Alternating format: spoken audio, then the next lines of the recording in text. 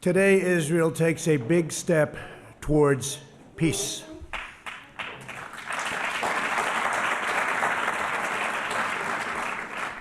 Young people across the Middle East are ready for a more hopeful future, and governments throughout the region are realizing that terrorism and Islamic extremism are everyone's common enemy. Yesterday, I had the pleasure of meeting with both the Prime Minister of Israel and a man that's working very hard to become the Prime Minister of Israel in the longest-running election of all time, Benny Gantz of the Blue and White Party. And both leaders joined me to express their support for this effort, proving that the state of Israel looking for peace and that peace transcends politics by any measure, unmeasurable. That's what they want. On my first trip overseas as president, I visited the Holy Land of Israel. I was deeply moved and amazed by what this small country had achieved in the face of overwhelming odds and never-ending threats. The state of Israel comprises only a minuscule amount of land in the Middle East, and yet it has become a thriving center of democracy, innovation, culture, and commerce. Israel is a light unto the world. The hearts and history of our people are woven together. The land of Israel is an ancient home, a sacred place of worship, and a solemn promise to the Jewish people that we will never again repeat history's darkest hour.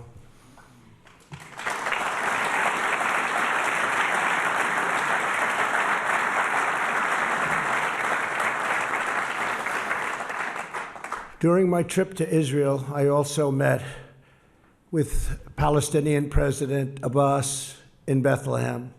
I was saddened by the fate of the Palestinian people. They deserve a far better life. They deserve the chance to achieve their extraordinary potential. Palestinians have been trapped in a cycle of terrorism, poverty, and violence, exploited by those seeking to use them as pawns to advance terrorism and extremism. I returned from my visit determined to find a constructive path, and it's got to be a very powerful path forward in the Israeli-Palestinian conflict. To further this effort, I also met with President Abbas at the White House. Forging peace between Israelis and Palestinians may be the most difficult challenge of all. All prior administrations, from President Lyndon Johnson, have tried and bitterly failed. But I was not elected to do small things or shy away from big problems.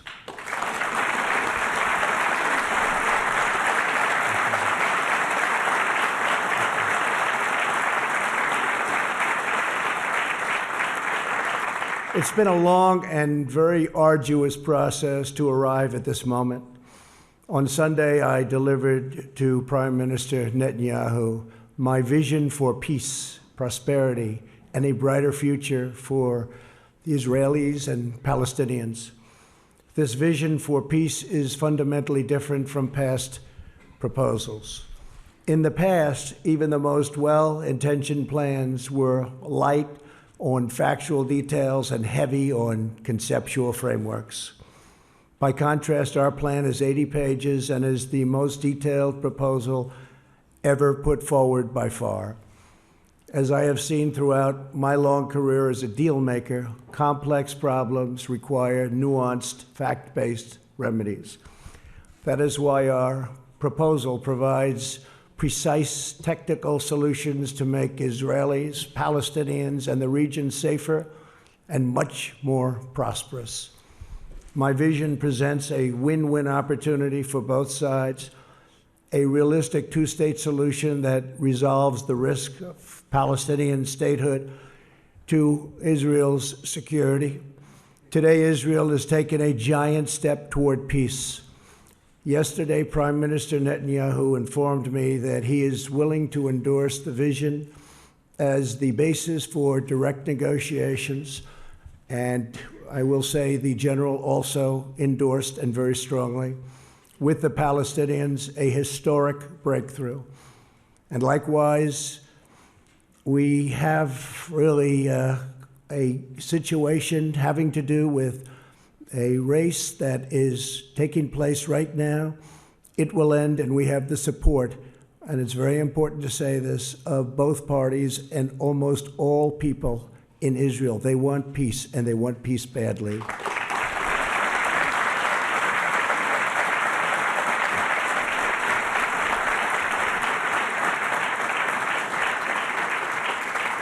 This is the first time Israel has authorized the release of a conceptual map illustrating the territorial compromises it's willing to make for the cause of peace, and they've gone a long way.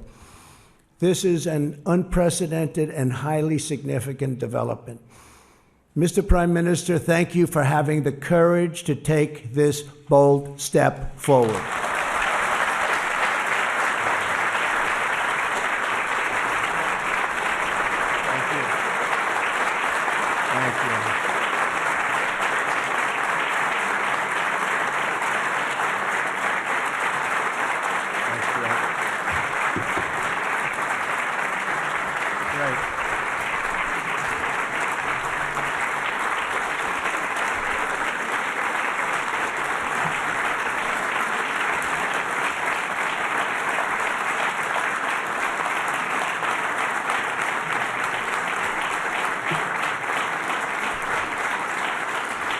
Bibi, we have a lot of powerful people in this room, a lot of the people that can help make it work. So that's quite a thunderous applause. Thank you very much. Thank you. We will form a joint committee with Israel to convert the conceptual map into a more detailed and calibrated rendering so that recognition can be immediately achieved.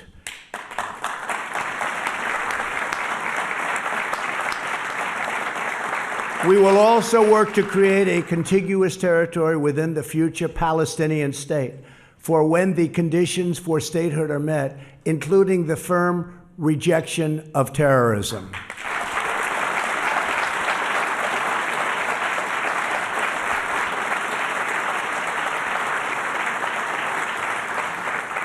Under this vision, Jerusalem will remain Israel's undivided, very important, undivided capital.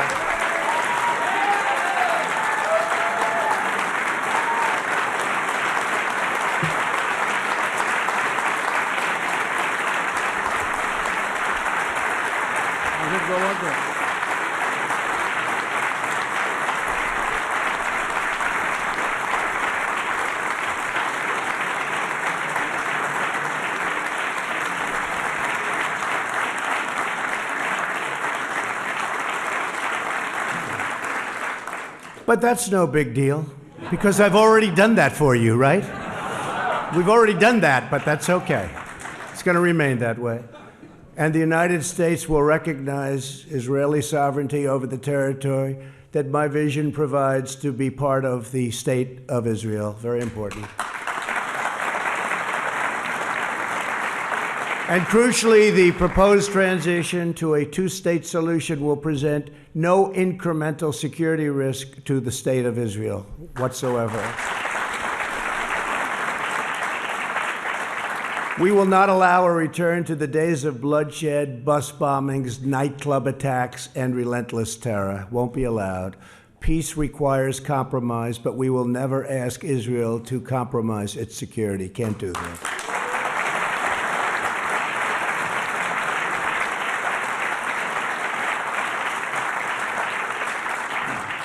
As everyone knows, I have done a lot for Israel, moving the United States Embassy to Jerusalem, recognizing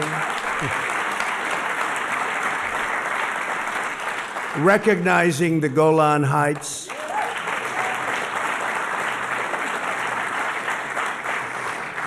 and frankly, perhaps most importantly, getting out of the terrible Iran nuclear deal.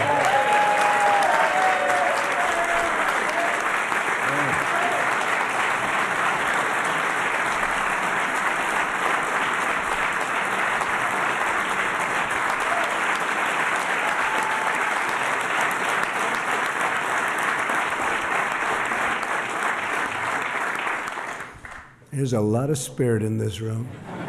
It's true. You don't see it often. You don't see it often. Therefore, it is only reasonable that I have to do a lot for the Palestinians, or it just wouldn't be fair. Now, don't clap for that, okay? But it's true. It wouldn't be fair. I want this deal to be a great deal for the Palestinians. It has to be.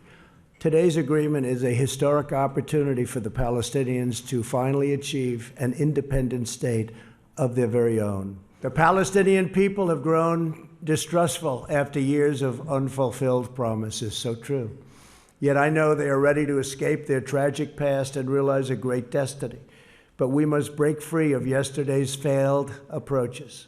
This map will more than double the Palestinian territory and provide a Palestinian capital in eastern Jerusalem, where America will proudly open an embassy.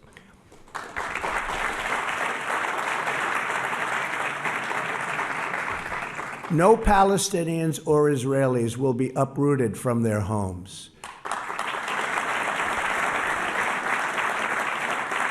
Israel will work closely with a wonderful person, a wonderful man, the King of Jordan, to ensure that the status quo of the Temple Mount is preserved and strong measures are taken to ensure that all Muslims who wish to visit peacefully and pray at the Al-Aqsa Mosque will be able to do so.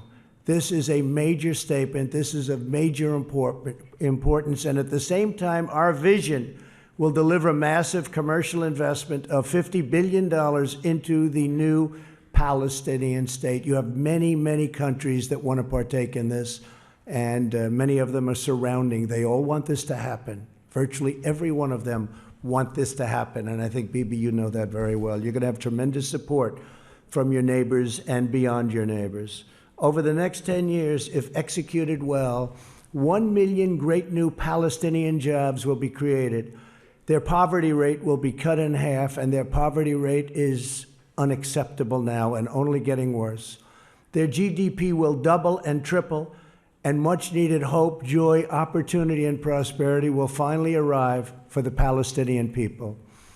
Our vision will end the cycle of Palestinian dependency upon charity and foreign aid.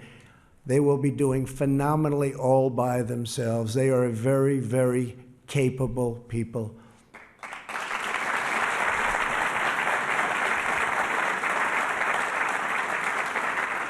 And we will help by empowering the Palestinians to thrive on their own. Palestinians will be able to seize the new future with dignity, self-sufficiency, and national pride. To ensure a successful Palestinian state, we are asking the Palestinians to meet the challenges of peaceful coexistence.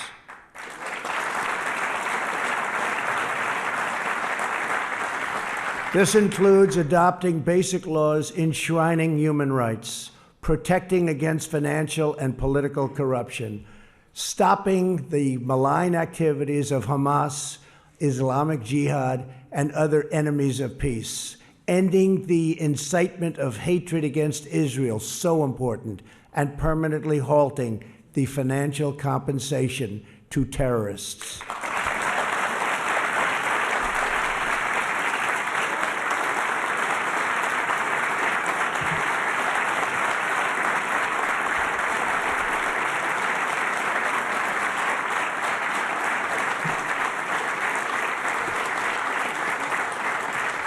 And perhaps most importantly, my vision gives the Palestinians the time needed to rise up and meet the challenges of statehood. I sent a letter today to President Abbas. I explained to him that the territory allocated for his new state will remain open and undeveloped for a period of 4 years. During this time, Palestinians can use all appropriate deliberation to study the deal, negotiate with Israel, achieve the criteria for statehood, and become a truly independent and wonderful state. President Abbas, I want you to know that if you choose the path to peace, America and many other countries, we will be there. We will be there to help you in so many different ways, and we will be there every step of the way. We will be there to help.